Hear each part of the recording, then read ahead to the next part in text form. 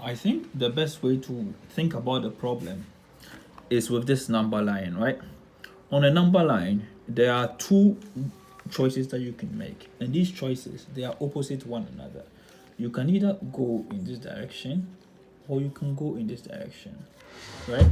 So say for example, if I was at position X and I moved in this direction, say 5 centimeters, and I continue and I move like 2 centimeters, and then I decided to move in this direction, say 4 centimeters. Then I changed again and I moved, say another, say let's say 3 centimeters.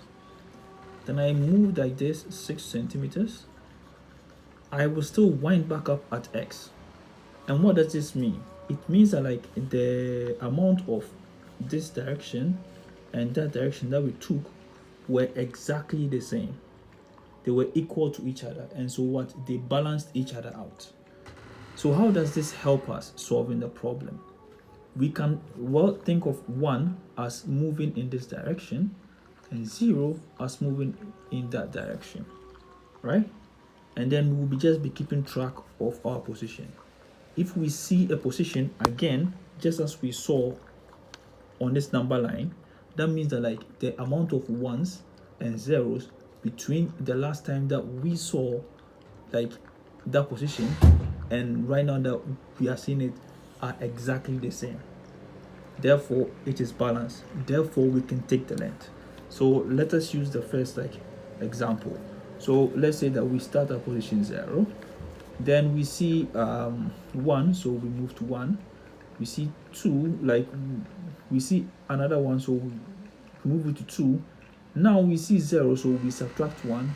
We are now back at 1. Remember what we said. If we move like this and we wind back at the exact same position, then it means that the amount of the left and right were the same. In this scenario, the left and right are 0s and 1s. So like that means that the amount of 0s and 1s between the last time that we saw it and right now is exactly the same. And from the graph, we can see that that is true.